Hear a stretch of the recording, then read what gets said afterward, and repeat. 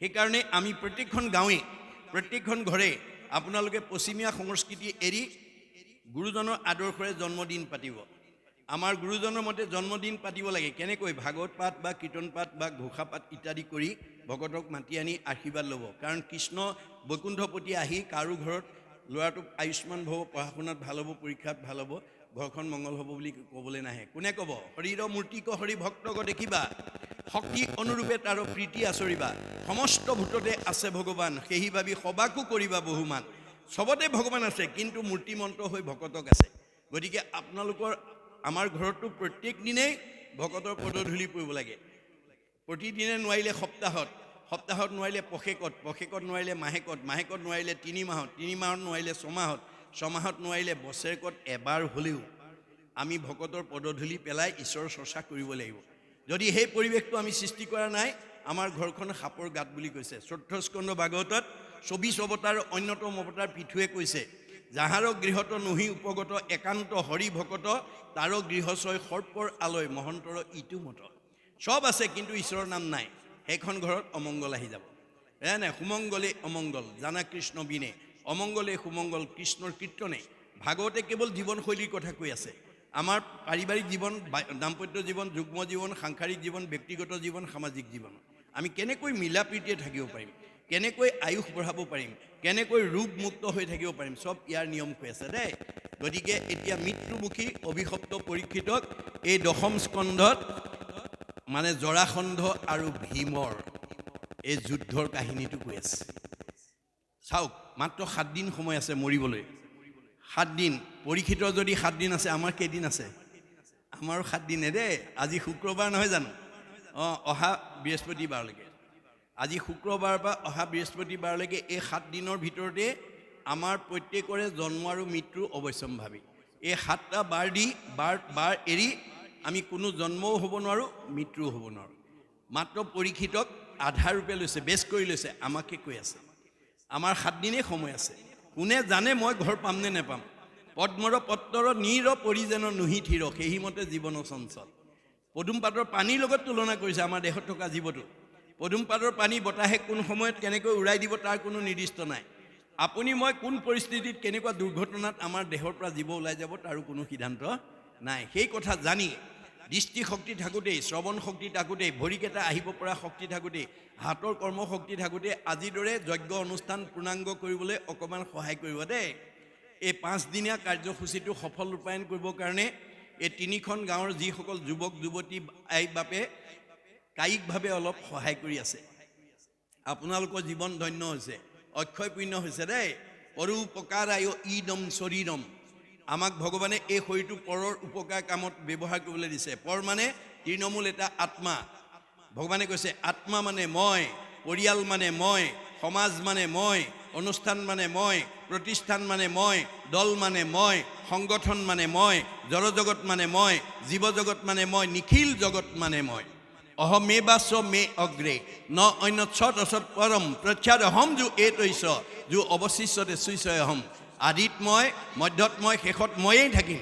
তুমি দেখা জগতখন মিছা, জগত মিথ্যা, ব্ৰহ্ম সত্য, ব্ৰহ্মহে সঁচা। ব্ৰহ্ম কি? জীৱ ব্ৰহ্ম এব কেৱলম, জীৱই ব্ৰহ্ম। আপুনি ৰাতিপুৱা শুই উঠাৰ পৰা গধূলা খোৱালৈকে, জন্মৰ পৰা মৃত্যুলৈকে তৃণমূল এটা আত্মাক পাৰে, পৰিয়ালক পাৰে, সমাজ, অনুষ্ঠান, প্ৰতিষ্ঠান, দল, সংগঠনৰ উপকাৰ কামত আপুনি এই শৰীৰটো প্ৰয়োগ কৰিব। তেতিয়া কি হ'ব? পৰোপকাৰায় ইদম শৰীৰম, আমাৰ পৰৰ উপকাৰ কামত ব্যৱহাৰ কৰিবৰ কাৰণে এইটো দিছে। কৃষ্ণ কীৰ্তন নকৰিয়া ভৈলুহু বৰ্বৰ, ইটো হস্ত বাহু মিছা মৃতক খবৰ। আমাৰ হাত দুখন ঈশ্বৰ কৰ্ম, সৎকৰ্ম কৰিবৰ কাৰণে দিছে। এই 5 দিনীয়া কাৰ্যসূচীটো ভকত সেৱা হ'ব। ভকত সেৱাই ঈশ্বৰ কৰা। Service to man is the service to God বুলি কৈছে। মানৱ সেৱাই ঈশ্বৰ সেৱা। আপোনালোকৰ এই 5টা দিনত এইখন 3খন গাঁৱৰ ৰাইজৰ অক্ষয় পুণ্য অৰ্জন কৰা এটা সৌভাগ্য আহিছে। গতিকে ঘৰত বহি নাথাকিব, অকণমান আহি অনুষ্ঠানটোত লাগি দিব, যাতে আমাৰ পূৰ্ণাংগ সকলো ইয়ালৈ অহা অতিথিয়ে যাতে ক'ব পাৰে যে সঁচাকৈ চাংমাই গাঁৱৰ অনুষ্ঠানলৈ গৈ বৰ ভাল লাগিল। এই বুলি যদি আশীৰ্বাদ দিয়ে, স্বজনৰ আশীৰ্বাদে মিলে কৃষ্ণৰ প্ৰসাদ। আপোনালোকৰ গাঁওখন দিনক দিনে উন্নতিৰ পথত আগবাঢ়ি যাব আৰু সকলোৰে মাজত মিলা প্ৰীতিৰ সৃষ্টি হ'ব আৰু আপোনালোকে ভগৱন্তৰ প্ৰাপ্তি হ'ব। কাৰণ ধৰ্ম অন্য বস্তু নহয়। সৰ্বপল্লী ৰাধা কৃষ্ণনে কৈছে religion binds man to man and man to God. আপোনালোকে এনেকৈ ভাগৱত শুনি থাকিলে ইজনে সিজনৰ প্ৰতি আন্তৰিকতাটো বাঢ়ি যাব, মৰম চেনেহটো বাঢ়ি যাব। গতিকে তেতিয়া আমি ইজনে সিজনক ভাল পালেহে ভগৱানক ভাল পাব পাৰিম। ইজনে সিজনক যদি ভাল নাপাওঁ আমি ভগৱানক ভাল পোৱাৰ অধিকাৰ নাই।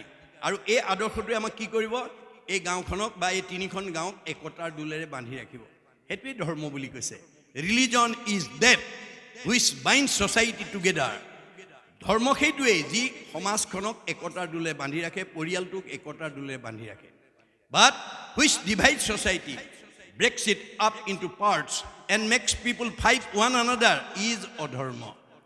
আমাৰ যদি পৰিয়ালত কাজিয়া পেচাল লাগি থাকে, সমাজত কাজিয়া পেচাল লাগে, মনোমালিন্য হৈ থাকে, সেইখন অধৰ্মী সমাজ, সেইটো অধৰ্মী পৰিয়াল। গতিকে তাকো আমি আমূল পৰিৱৰ্তন কৰিব পাৰিম যদি আপোনালোকে এই নদীখন বোৱাই থাকে। ভাগৱতত কৈছে কৃষ্ণ নাম কীৰ্তনৰ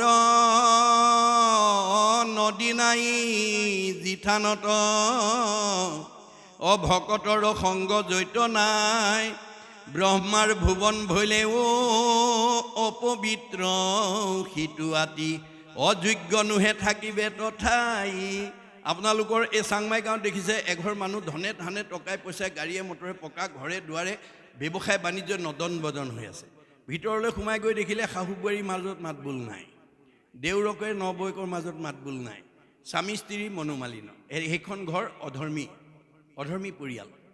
আপোনালোকৰ গাঁৱত ডাক্তৰ আছে, ইঞ্জিনিয়াৰ আছে, অফিচাৰ আছে, প্ৰবক্তা আছে, অধিবক্তা আছে, বহুত উচ্চপদস্থ বিষয়ে চাকৰি কৰা মানুহ আছে। ইজনক দেখিলে যদি সিজনে মুখখন সিফালে ঘূৰাই দিয়ে, ইজনৰ প্ৰতি যদি সিজনৰ আন্তৰিকতা নাথাকে, সেইখন অধৰ্মী গাঁও। সেইখন যিমান ব্ৰহ্মাৰ ভুৱন হ'লেও থকাৰ যোগ্যতা নাই। এই তথ্য দিছে দেই। এতিয়া মৃত্যুমুখী পৰীক্ষিতক আহি মানে শুকদেৱে এই জৰাসন্ধ আৰু ভীমৰ মাজত, কাৰণ যদি জৰাসন্ধক বধ কৰিব নোৱাৰে তেতিয়াহ'লে পাণ্ডৱে ৰাজসুই যজ্ঞ পাতিব নোৱাৰে।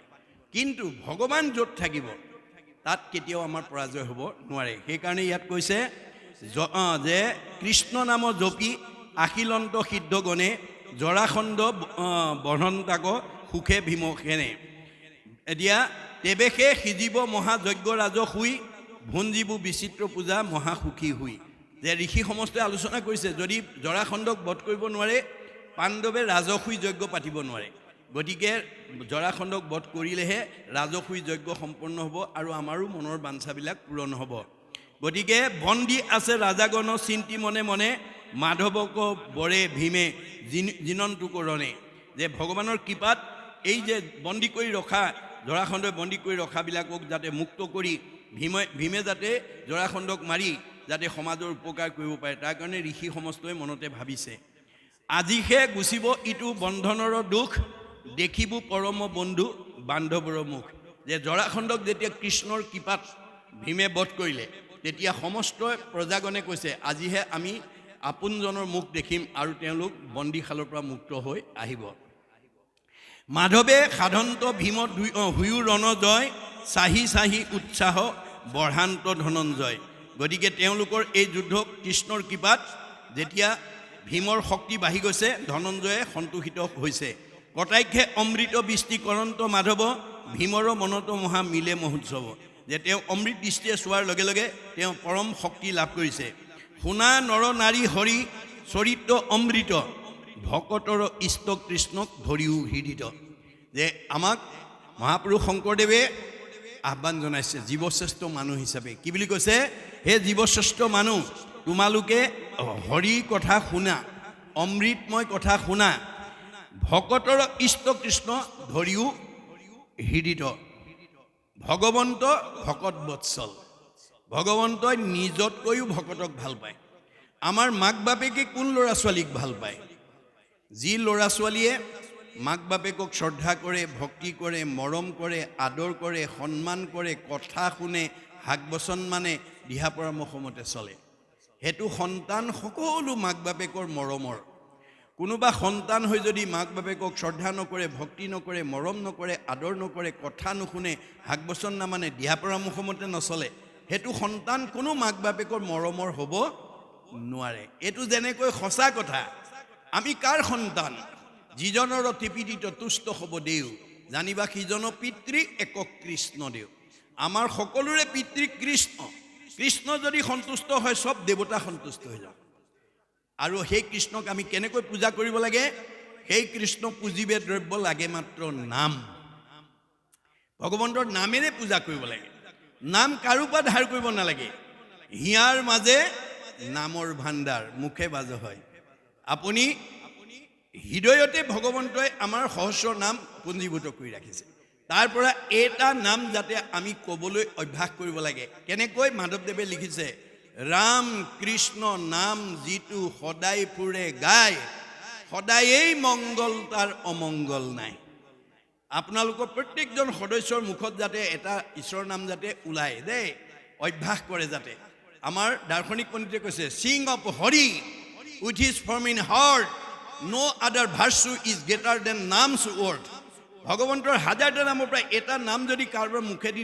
নিশ্চিত হয় তাতকৈ আৰু পুণ্য নাই মনত ৰাখিব এফাকি ঘোষা এটা ভগৱন্তৰ নাম যাতে আমাৰ ঘৰখনৰ প্ৰতিজন সদস্যৰ মুখত যাতে ওলায় তাৰ প্ৰতি আমি গুৰুত্ব দিব লাগিব আৰু সেই অভ্যাসৰ প্ৰতি আমি আহ্বান জনাব লাগিব কাৰণ আমাৰ এই অভ্যাসেহে আমাক মুক্তি দিব আমাৰ জীৱই মৰিবৰ সময়ত কি কৰিব লাগিব মুখে বোলা ৰাম হৃদয়ে ধৰা ৰূপ এতেকে মুকুতি পাইবা কহিলি ক'ত গতিকে মানে আমাৰ মৃত্যুৰ সময়ত the thought of God comes to a man at the time of the death only through the grace of God মৰিবৰ সময়ত ঈশ্বৰৰ নামটো আমাৰ মুখলৈ আহিবলৈ হ'লে ঈশ্বৰৰ কৃপা লাগিব আৰু সেই ঈশ্বৰৰ কৃপাটো পাবলৈ আমি কি কৰিব লাগিব you have to keep the practice of remembrance নাম স্মৰণ every day every hour rather every second 24 ঘণ্টাত 1 ছেকেণ্ড হ'লেও আমি ভগৱন্তৰ হাজাৰটা নামৰ পৰা এটা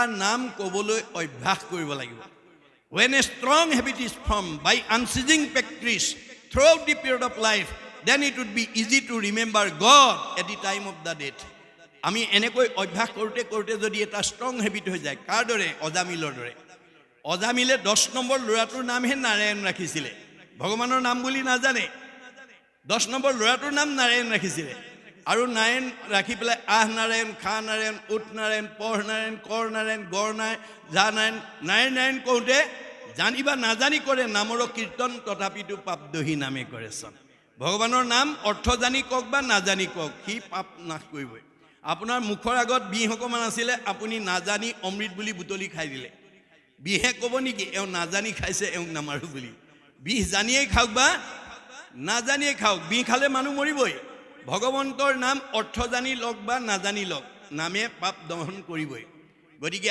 আমাৰ প্ৰত্যেকজন সদস্যৰ মুখত যাতে এটা ঈশ্বৰৰ নাম আমাৰ ওলাই থাকে তাৰ প্ৰতি আমি গুৰুত্ব দিব লাগিব